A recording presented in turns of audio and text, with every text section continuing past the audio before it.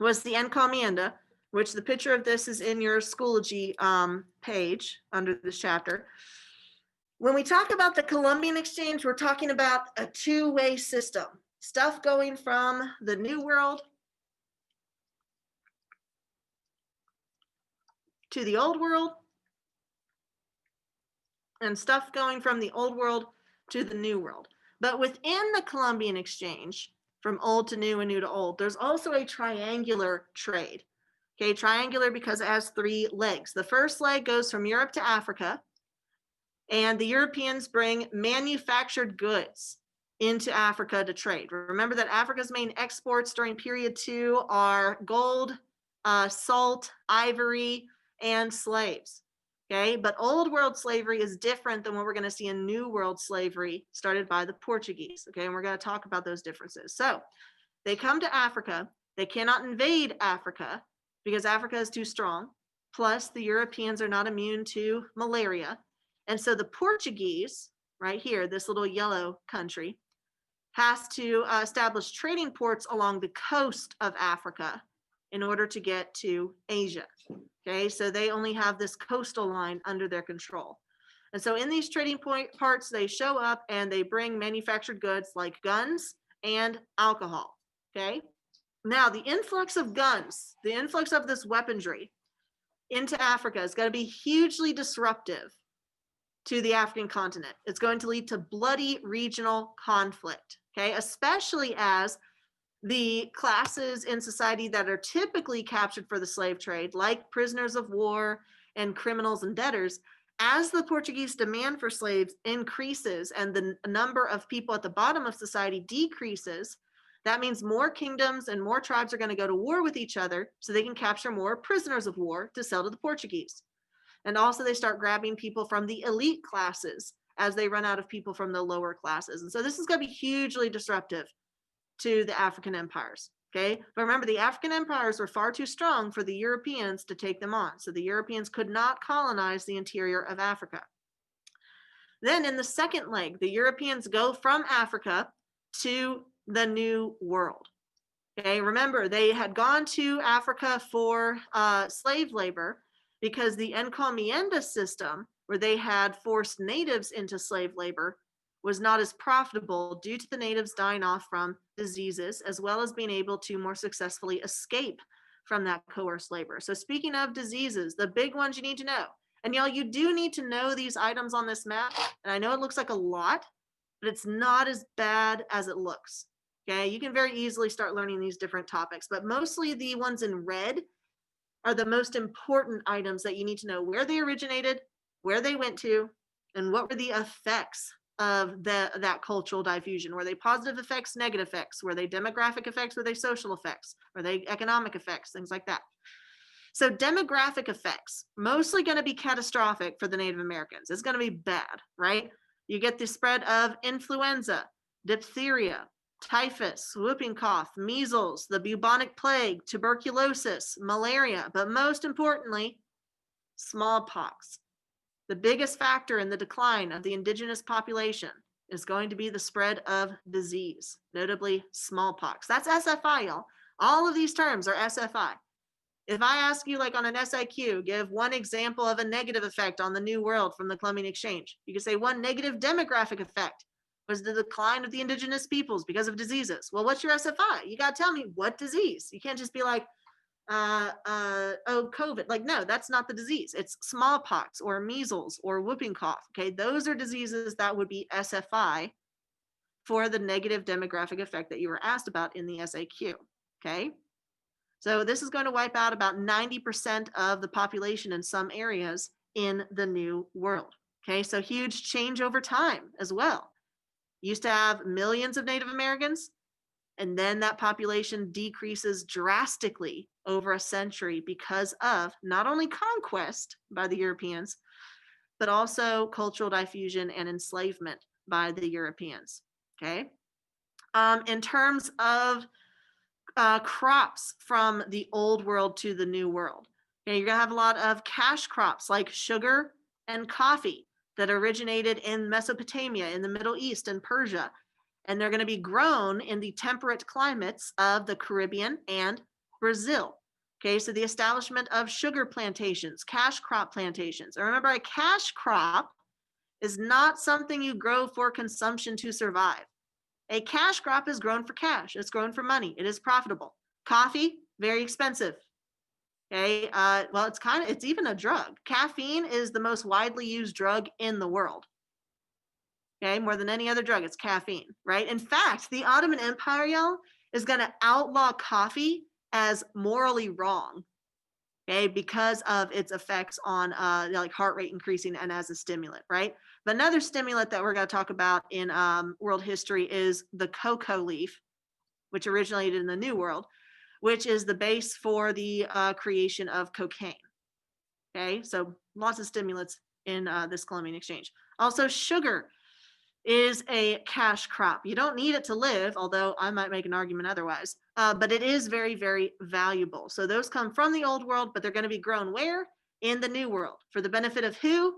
Europe, the mother countries. Remember, under mercantilism,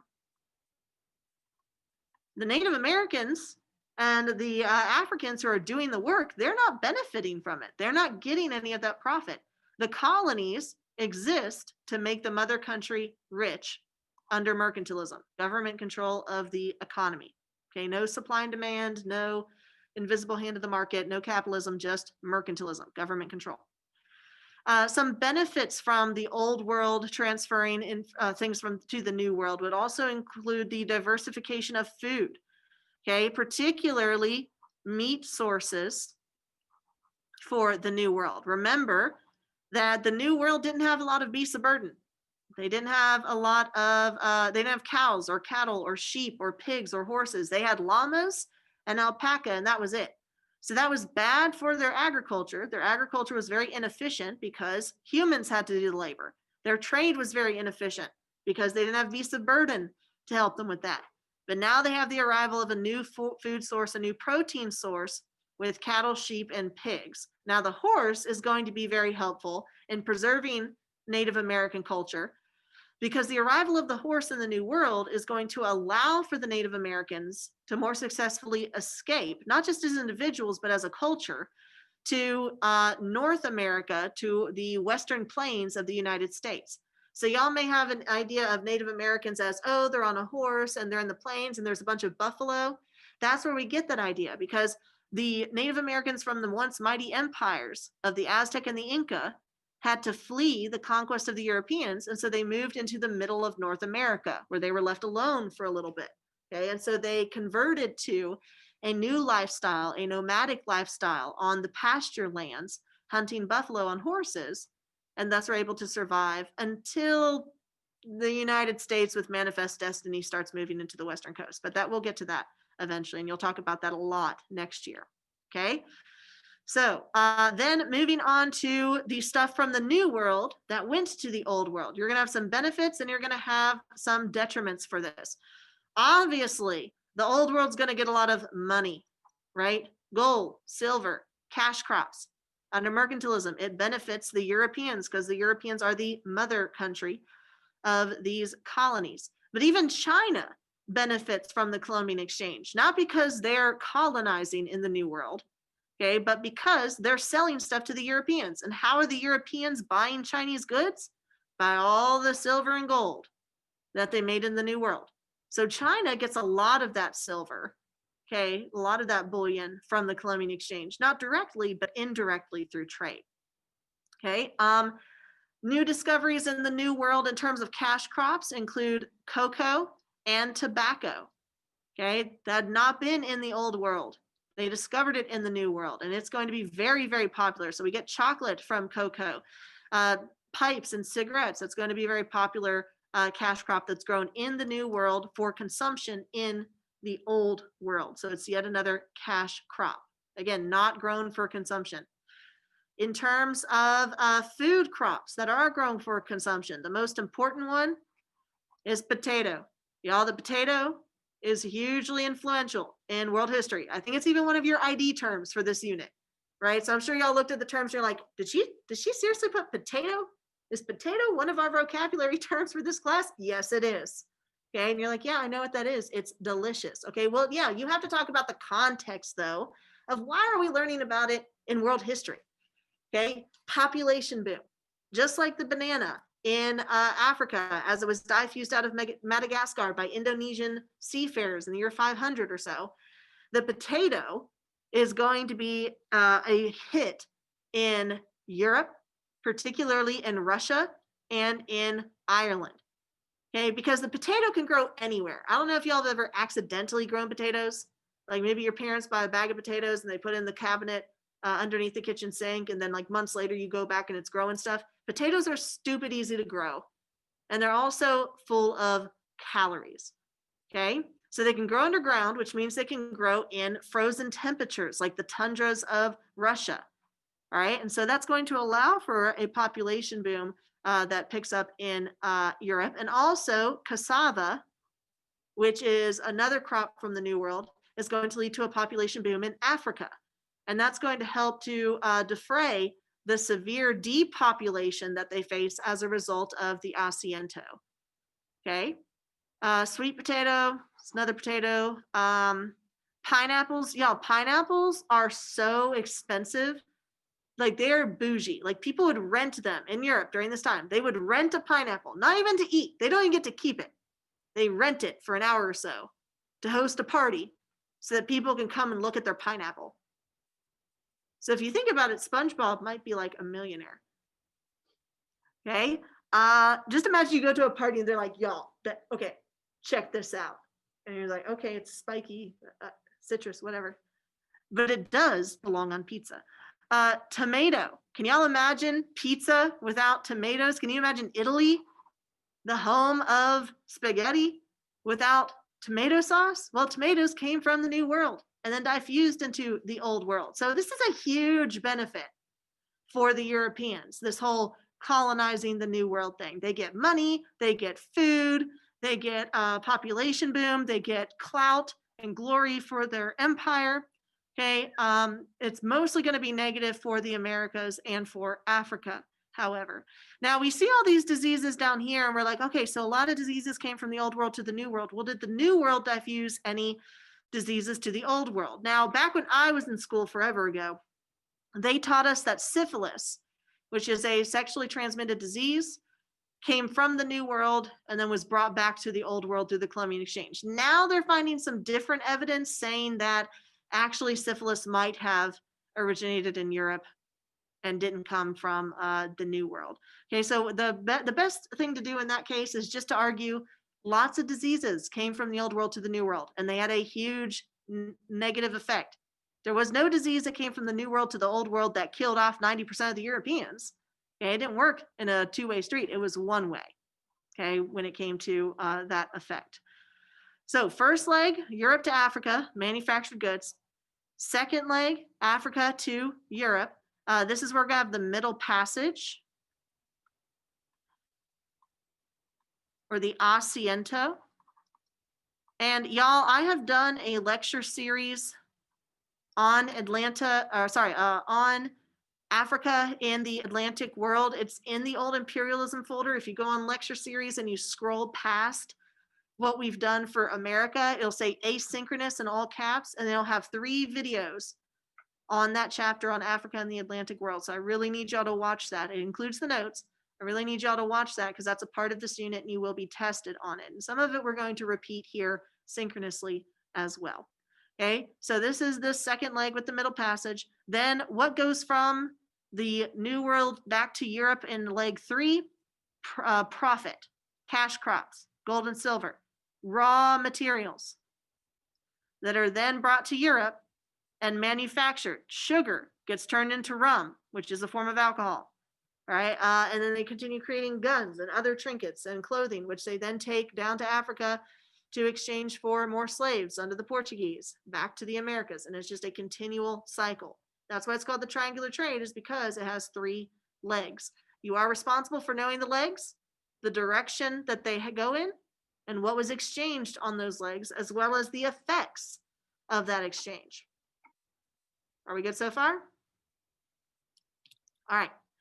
So again, if you're talking about cause and effect, you can't just answer an essay or an SAQ with, if it asks what were the causes and the effects of the Columbian Exchange in the New World? You can't just say there were many. It's like, okay, Einstein, yes, there were many. Okay, but I need you to be specific. What type of causes? Economic causes, that's a big one. Political causes, that's a big one. What effects?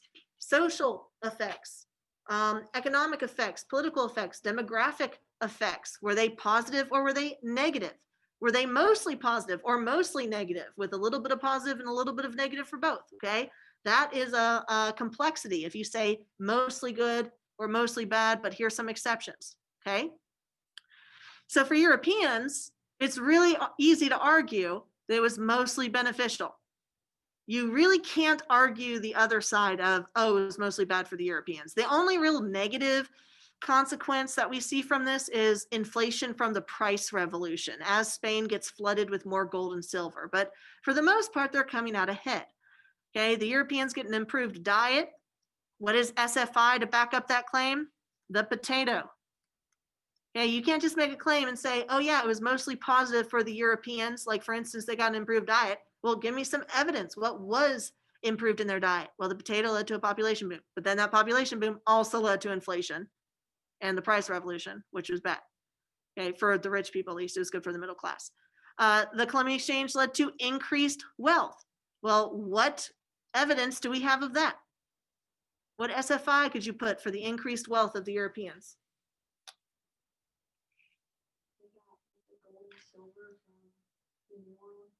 Exactly right. First one, gold and silver, bullion. Okay, but in addition to bullion, what else did they get from the New World that made them money?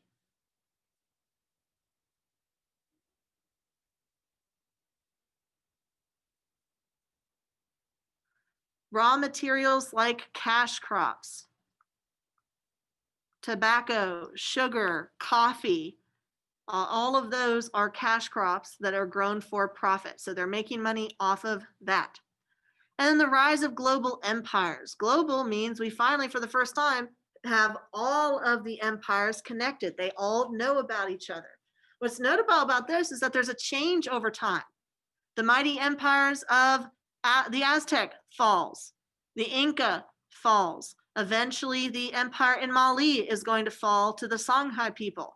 But the European countries are entering into their golden century, into their golden ages, particularly Spain and Portugal. Okay, so the rise of global empires, Spain controls all of this, and Portugal controls this, plus the trade around Africa, the western coast, to get to the spice trade. So yeah, they're pretty global. They're Mr. Worldwide. Whereas in contrast, for the Native Americans, really negative. Hardly any positives. Can we name some positives? Yes, we can name horses.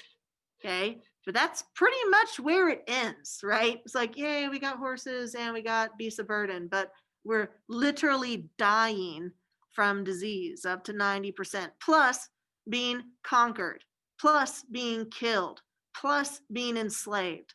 Okay, largely bad. They had once mighty empires with millions of people living in their immense cities with impressive architecture and infrastructure, and then the Europeans arrived, and it was all downhill from there. Okay? So if you're going to give evidence for this bullet point for, hey, the effects were bad, smallpox, super easy answer there. Encomienda, super easy answer there. Cortez conquering the Aztec, Pizarro conquering the Inca. All of that's SFI that answers this claim or thesis. The effects of the Columbian Exchange for the Native Americans were bad. The effects of the Columbian Exchange for the Europeans were positive. Does that make sense? That's 2 body paragraphs right there, done. And you're not even talking about Africa yet. That's another body paragraph you can talk about. You can even talk about Asia. China benefits from the silver trade. Okay, so you have a bunch of different continents that you can include to make an essay with multiple body paragraphs. Are we good so far? Okay. Oh, one thing I want to comment on for the test. I think y'all had the highest score out of all my classes. I don't recall off the top of my head. There was some confusion over what is New World and Old World. Y'all, this is new. All of this. Western Hemisphere. This is old. Eastern Hemisphere. Okay. All right, disease. Again, the biggest factor into the decline of the Native American population, with smallpox being the main one.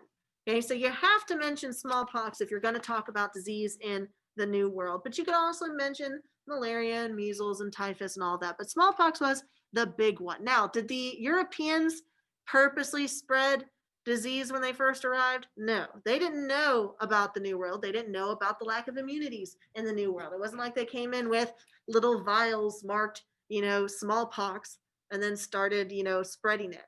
Okay. But later, after they noticed the effects of smallpox on the indigenous population, that's when it's going to start being used for biological warfare.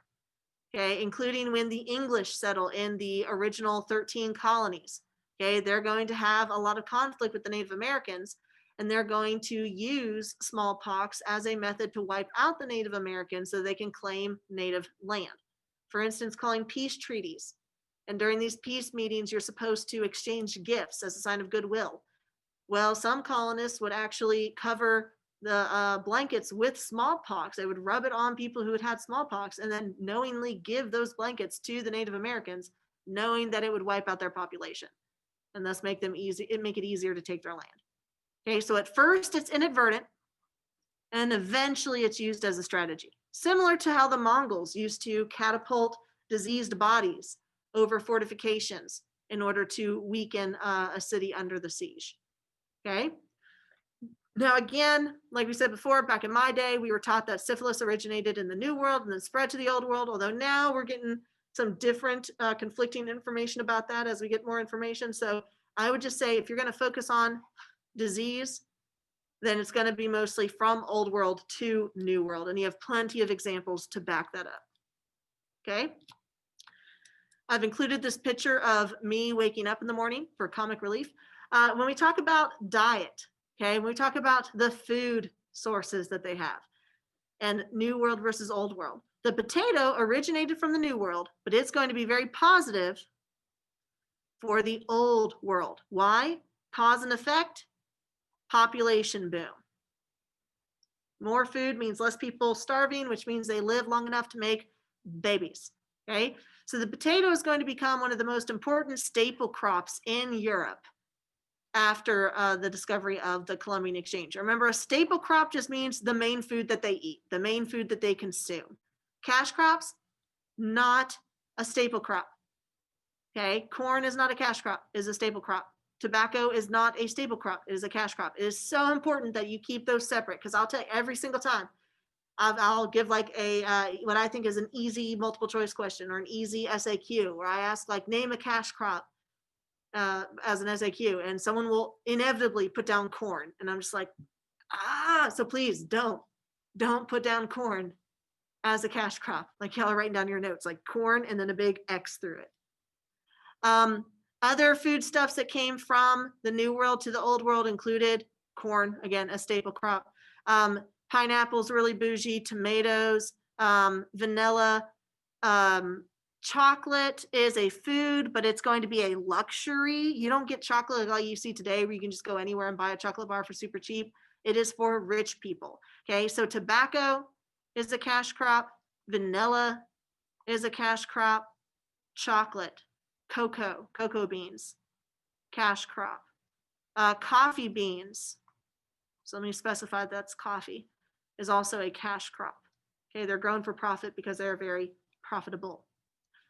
In terms of plants, the New World is going to get some cash crops and some food crops. Wheat and rice are grown for food, but remember, the farms and the plantations in the New World aren't supposed to be growing food. They're supposed to be growing profit for the mother country. So sugar originated from the Middle East and coffee originated from the Middle East and is going to diffuse into the New World and then be grown for cash crops. In terms of improving the diet of the Native Americans, they had more protein sources with cattle and pigs and goats, but they mostly lack beasts of burden. Okay, they had the alpaca and the llama in Peru, which is why the Peruvians, the Inca, were able to trade more long distance than the Aztec. But for the most part, these are new animals, new beasts of burden that assist in farming. But again, remember, the farming is not going to be focused on benefiting the indigenous or the Africans. It's going to be focused on benefiting the Europeans through cash crops. Are we good so far? All right. In terms of positive impacts on the Americas, the arrival of the horse was very helpful for the Native Americans because it allowed their culture to survive. So we're not just looking at literal death of the indigenous population from smallpox. We're also looking at cultural death, their religion being eliminated, their written works, their literature being eliminated, their language being eliminated, their way of life being eliminated. Okay, so social death. Okay, genocide isn't just talking about the physical death of people, it's also talking about the culture of a people being eliminated from the face of the earth.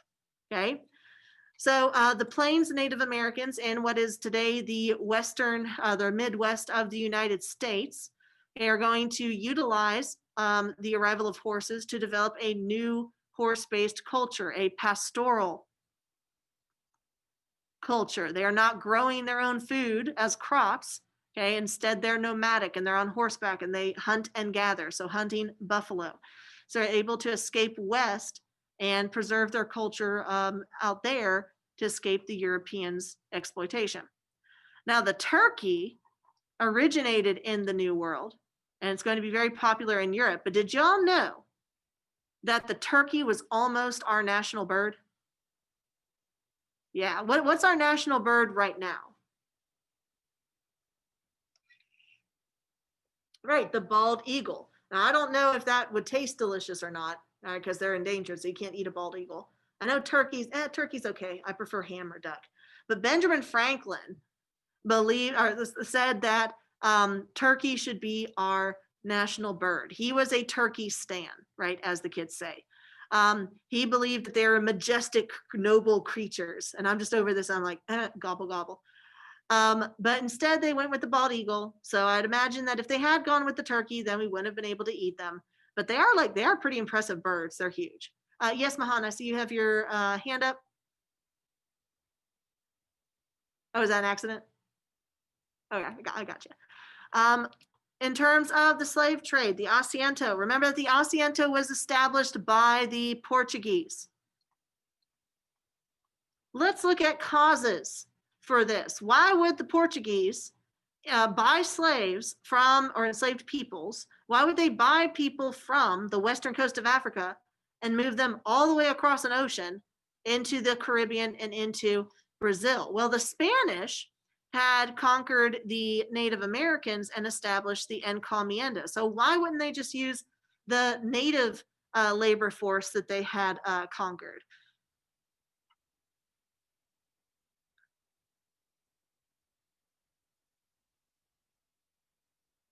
Why was the encomienda replaced?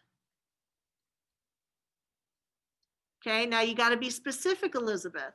Okay, you've got to give SFI.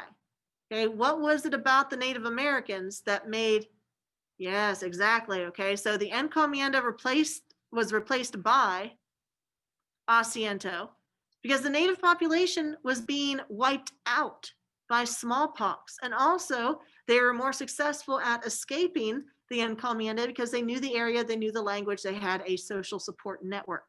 Okay. And so the Portuguese, in their route around Africa to get to India, are going to start getting involved in the slave trade. Now remember, old world slavery is different from new world slavery.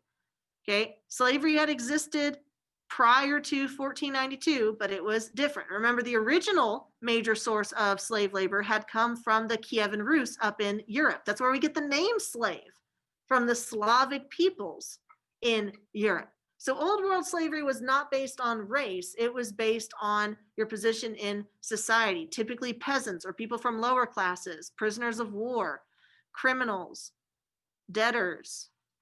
And it wasn't as deadly, it wasn't hereditary, and it wasn't permanent. That all changes with the Portuguese. Okay, they create a new strand of slavery that is even more inhumane and barbaric than just old world slavery. Okay. But it's important to note while you can compare and contrast the types of slavery, you can't argue like, oh, one is better or worse than the other. It's still bad, right? It's slavery. Okay.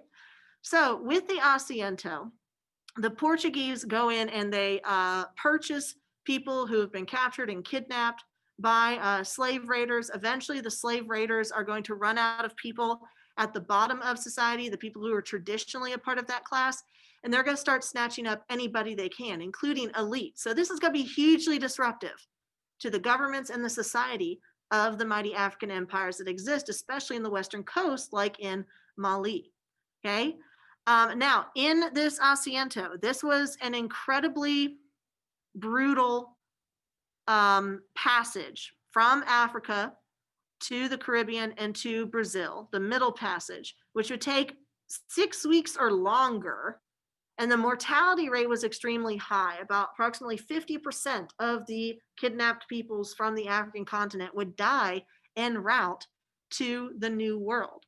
Okay, but they were brought in such huge numbers that they actually start making up the majority of the population in the New World. In Brazil, they made up almost 2/3 of the population, over half.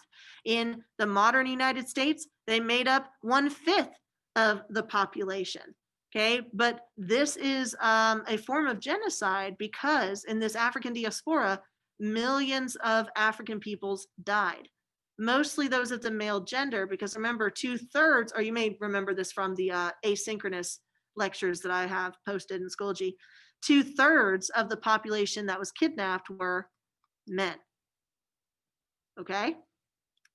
So I go into a little bit more detail on this with the chapter on Africa and the Atlantic world. It's about an hour worth of lecture broken up into 3 different videos. So I'd highly recommend that you watch that asynchronously.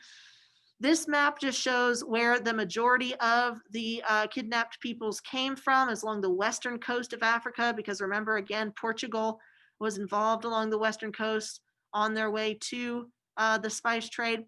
A majority of the captured peoples go to the Caribbean, where they're forced to work on plantations. The life expectancy of an enslaved person on those plantations was less than 2 years, so extremely brutal and hard work. Then the Portuguese, obviously, with their colony in Brazil, are going to be importing a large population there as well. And so they have a high demand, okay, for this slave labor. And as a result of that, they're going to try to pack as many people as possible into those slave ships that pass along this 6-week journey from the western coast of Africa to the New World. And so the population, the mortality rate is going to be extremely high because of the conditions in those slave ships. They were brutal.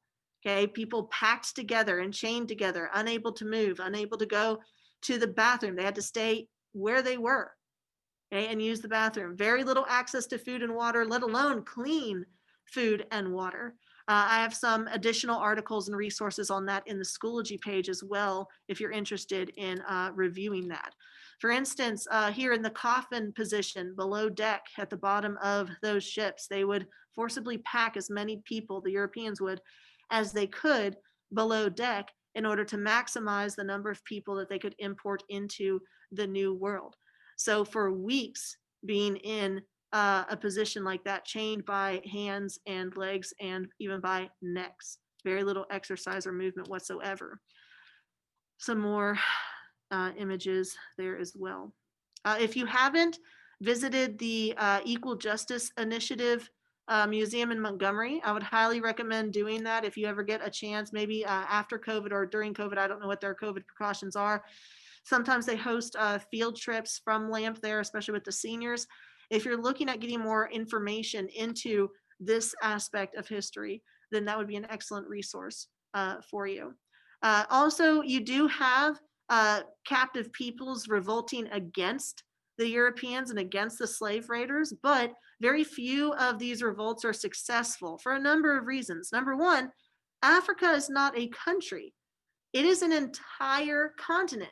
You can't treat it like a monolith. You have different geographic areas, you have different languages, you have different aspects in culture, even though they do have some foundations in like the Bantu religion and the Bantu language, these different peoples from the coast of Africa spoke different languages.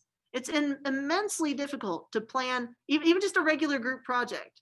Like if you're all speaking the same language, it's very hard to do that. Imagine trying to start an insurrection, okay, to start a revolt with people that can't understand you.